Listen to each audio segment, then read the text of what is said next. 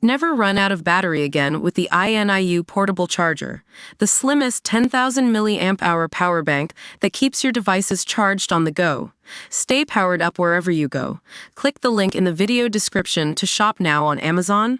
Welcome to TV Talk Daily, where we dive into the latest stories that matter most in pop culture and beyond. Today, we're exploring the fascinating world of book publishing, particularly with the launch of The Catch by Yrsa Daley-Ward as part of the Well-Read Black Girl book series. Yrsa, I couldn't be more thrilled that The Catch is launching the Well-Read Black Girl book series.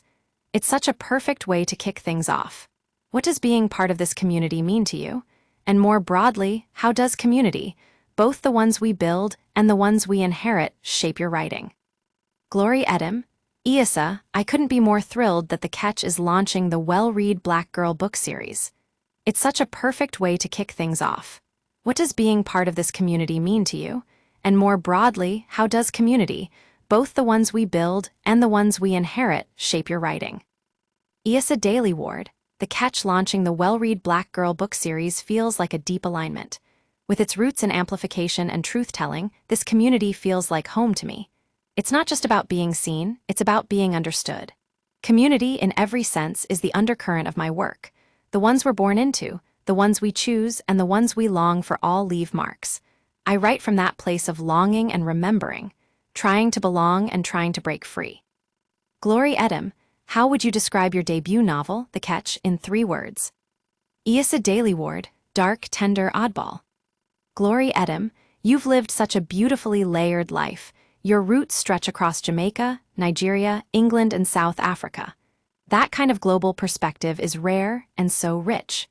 In what ways does your multinationalism weave its way into your storytelling?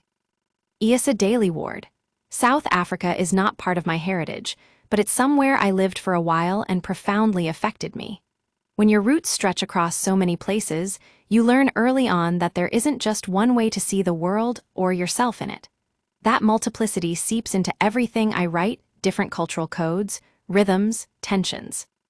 Glory Edom, the book addresses the sacrifices Black women make for self-actualization. What message do you hope readers take away regarding these sacrifices and the pursuit of personal fulfillment? Yrsa Daley-Ward, self-actualization often comes with a cost, silence, separation, commentary, and even grief. But it's also sacred. I want readers to know that choosing yourself isn't selfish, it's necessary. Fulfillment doesn't always look loud or perfect. Sometimes it's messy, but it's yours, you deserve it. Glory Edom, motherhood is frequently idealized in literature. How does incorporating magical realism allow you to subvert or challenge these idealizations? Yrsa Daley-Ward, magical realism lets me stretch reality just enough to tell the truth more clearly. When it comes to motherhood, it allows space for the surreal. I can explore it not as a fixed role, but as something more fluid, fractured, and deeply human. Glory Edom, your background is in poetry. How did that influence your approach to writing fiction, particularly in crafting the lyrical and surrealist elements of the story? Yrsa Daley-Ward, poetry taught me to trust the unsaid, to let rhythm carry meaning, to listen closely to silence. That approach stayed with me as I moved into fiction.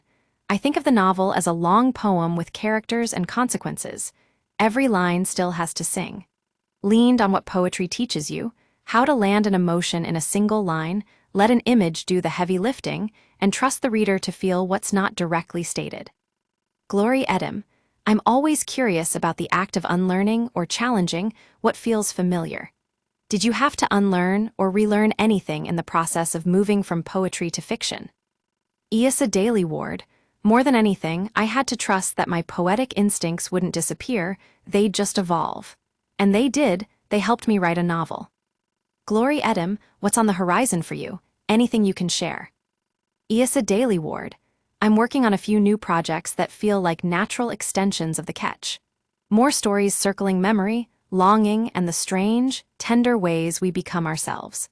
I'm also going deeper into the intersection of poetry and brain health, how language can be a kind of healing, a way to take back our attention and reconnect with what matters. That's been showing up a lot in my Substack, The Utter, which has become this living, breathing special place in the internet for exploring those themes in real time.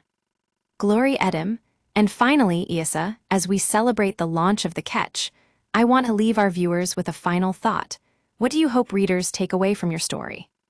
Yrsa Daley-Ward, I hope they feel seen and understood, that they know they are not alone in their struggles or triumphs, and that they come back for more because we will be writing stories together. That's all for today's episode of TV Talk Daily. Thanks for tuning in to our conversation with Yrsa Daley-Ward about her debut novel, The Catch, and its significance within the well-read Black Girl book series.